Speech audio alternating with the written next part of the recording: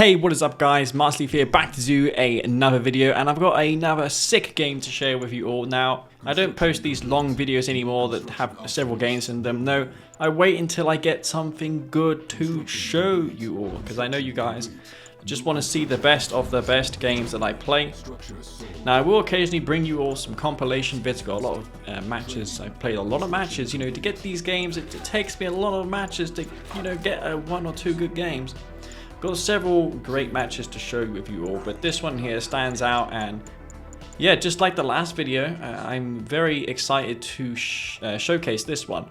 So I am versus someone who came recently from the Chinese Kane's Draft community. His name is Rex, and I believe he is now in Canada, so that's how he's able to play with us on C&C Online.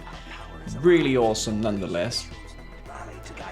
And he is a really good player. He's been taking games off of me. He's been taking games off of Bike, Phoenix, Dimitri. All of these guys have been losing several games. Now, Bike obviously has an insane win-loss ratio, but he has been losing a few to Rex. And that's great. Nice to see more competition in this game, even though it's probably not competition for Bike Rush, but for everyone down below, it's great news.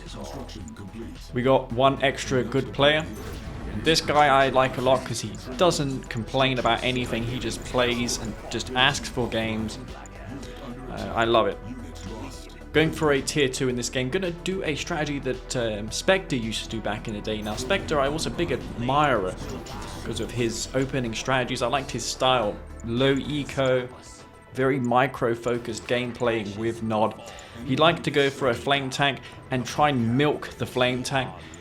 Force a response out of his opponent while just not bothering to attack with a flame tank. He just goes to his base and then pulls it back after the response has been made. And what's clever about the flame tank is your opponent, if he goes for a bike rush, is forced to counter this flame tank with his bikes. You see there's bikes there? My opponent was going to rush me with bikes. Now, he could have gone to my base, could have tried to kill my harvester, but what's more damaging, do you think? A harvester of mine going down, or his war factory and refinery falling to the flame tank? The flame tank can do much more damage, so he's staying put here with his bikes because he needs to intercept this flame tank. Buggy going in there just to scout to see if there's anything coming, because he probably hasn't seen this strategy before. I've got a Black Hand squad, which of course you get by selling a tier 2. Now, this is the Black Hand faction, so all of these flame units do come with a veterancy rank on them. The veteran rank is by default. Cabals as well are a little bit nicer in R19. They don't run into the enemy unit so much before stopping to fire, so they stay well within range of the militant rockets Aura. So they buff the militant rockets without leaving the rocket squads. Harvester tries to crush that Black Hand. I originally intended to kill the spike with it. Partial squad still remains. I've built these rockets because he's counter-attacking me with bikes. I need a response, and I'm doing this double shrine tactics. Now, you guys have seen this a lot on my channel, and I really do like it a lot. This is one of my favorite strategies in recent times. I made it work versus most players. Of course, Bike Rush is an exception, but I haven't really done it against Bike Rush, but he probably knows what it is now because he sees all of my videos more than likely. But I'm going for the blue flame on my first secret shrine, and the second shrine is upgrading the Black Disciples. The reason I get the blue flame upgrade first is because it takes 1 minute. How is $3,000? So that's, so if it's $500 for 15 seconds, oh man, I can't do math in real time. It's 1 minute 30. I'm going to predict it's 1 minute 30. Let's see if I'm right or not. But yeah, that's going to reduce the time it takes to get this blue flame upgrade if I purchase it first from my first shrine. I can also sell that shrine, which upgrades the Black Disciples, and get the $750 back from that structure. $750? It's, how much is it for a shrine, Leaf? Shrines are, you should know this. How much does a secret shrine cost? Man, if Green Zero was watching these casts nowadays, he'd be like, Leaf, you don't even know how much a secret shrine costs? It's $1,000, right? No, it's $1,200. So you get $600 back. Yeah, you get the Cabal plus $600, so it's not much of an investment. I'm going for these flame tanks anyways. sending them around the map. Now these are blue flame tanks. You guys love me. You don't love, no, you love the flame tanks, not me. The flame tanks. These blue flame tanks though are coming in, and you just like the blue flame tanks. Lots of them coming into his base. Got that expansion refinery down. Now they aren't getting anything done here. They are just not achieving anything. Flame tanks getting absolutely intercepted. I just garrisoned this building here, not hoping for very much. There's too many Scorpion tanks. He's gonna be able to just crush all those rockets. Flame tank unfortunately caught there as well. So these flame tanks are just not achieving anything. This just not even one flame tank is going into his base. I did get a nice pick up there, killing a few buggies. Focus fire to the ground, hoping to get some DPS on this MCV. Didn't quite get the MCV. Flame tank gets destroyed there. Flame tank gets destroyed near the MCV, and things have gone from bad to worse for me. I've only got one single flame tank left now. I can't stop to kill this spike and give away this flame tank's position. I need to get some devastating damage dealt. I need to kill his refineries on his expansion.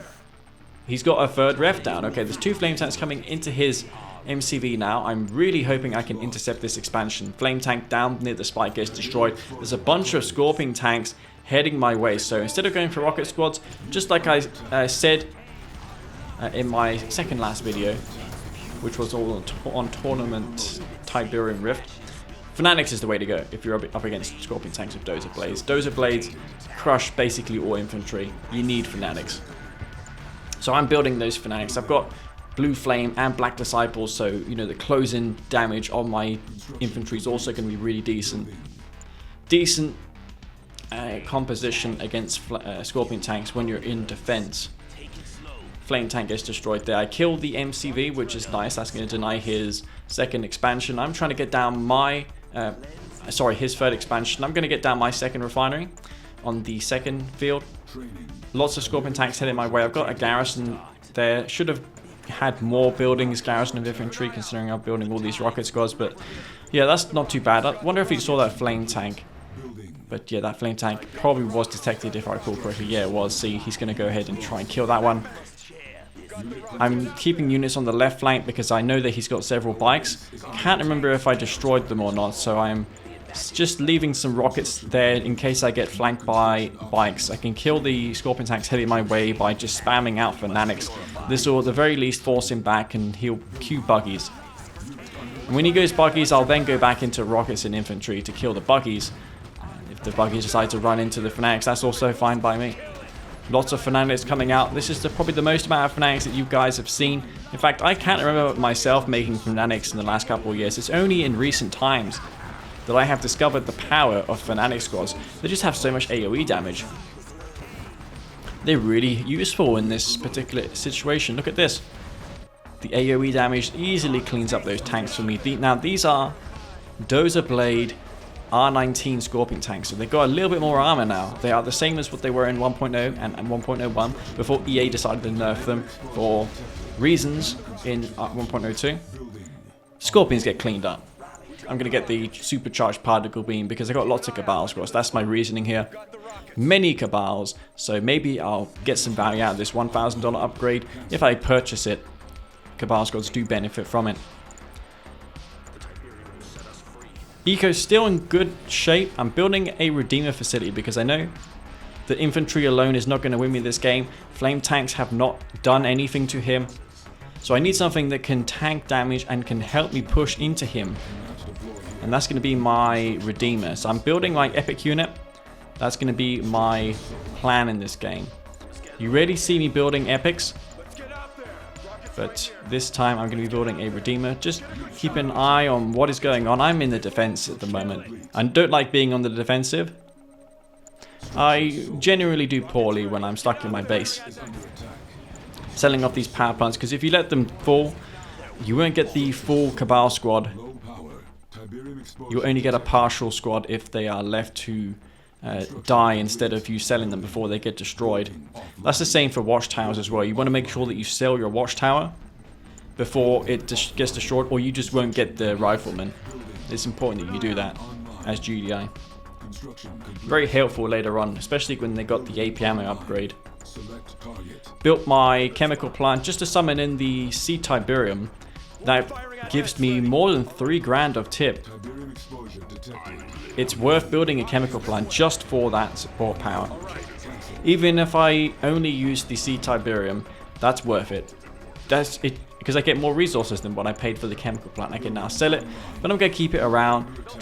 Gives me some options if I want to go for the tip vein option on his Scorpion Tank army if I find it in a tip field. Do put double rockets in my Redeemer. This is a very uncommon choice for a Redeemer. I put 2 rockets inside of there. I'm just going to make sure that my Discord is on busy so I don't get spammed. Not that I think this feeds through. In fact, no, it can't feed through because this is voice overlay.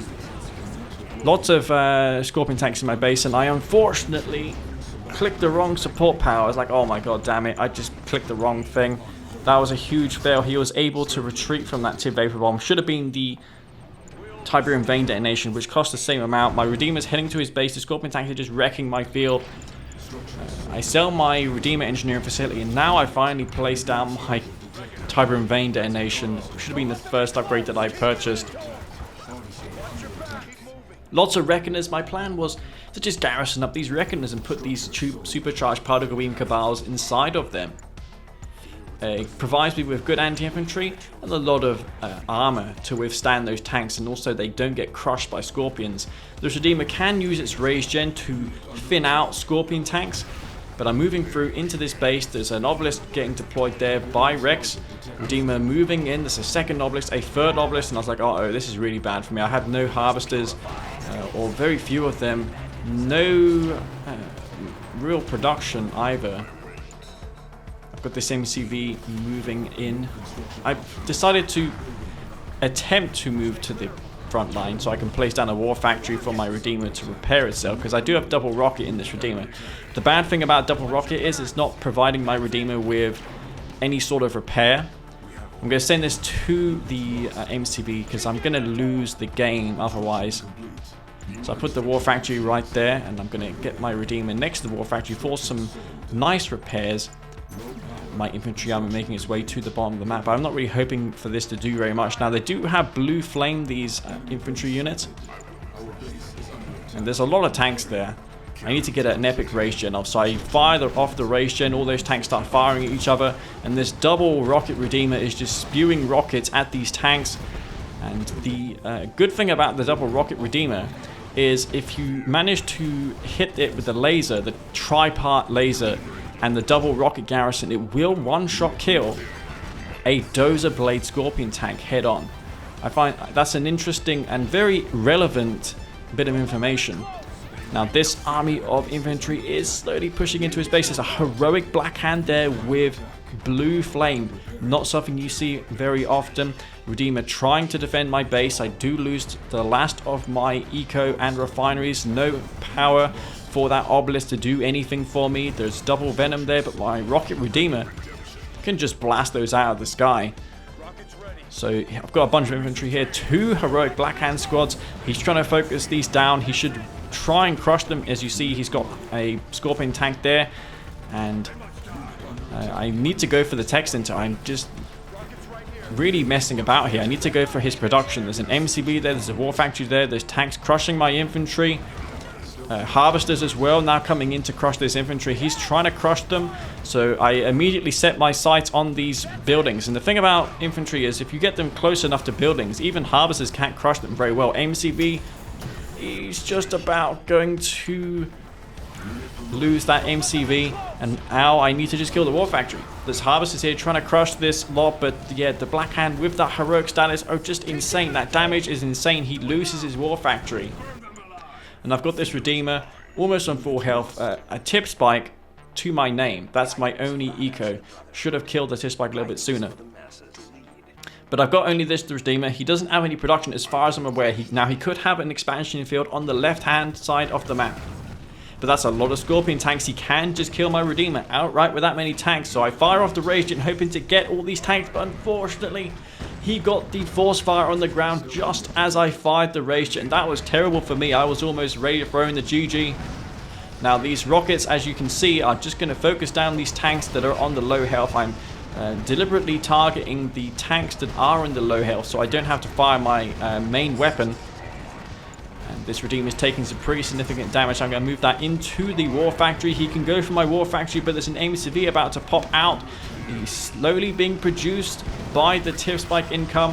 And this Redeemer is low on HP. He's just one-shotting these tanks, though. MCV does come out for me. I've got this one War Factory and MCV. And these tanks are slowly being dispatched. Redeemer promoting to that veteran status. Double rocket Redeemer coming through, destroying all of those Scorpion tanks. And I found that to be an incredible game there with the Redeemer, allowing for the win. That Redeemer around the War Factory, even though I failed the Rage Gen, its hard points alone were enough to take out those buff Scorpion tanks. And I really did enjoy that game, guys, and I really do hope you did as well. And if you did, then don't forget to give me a like and comment down below if you have anything to say. I would much appreciate that as well. And before I depart, I would like to give a big thank you to all my patrons who have been supporting my YouTube channel and, you know, my modding endeavors as well. As you know, I have done a fan-made remaster of this game because EA sure is not going to do anything for us. R19 as well was also my project. So I would like to thank everyone for supporting that. And anyways, guys, this is going to be me, Master Leaf. So I'll see you all later. Peace out.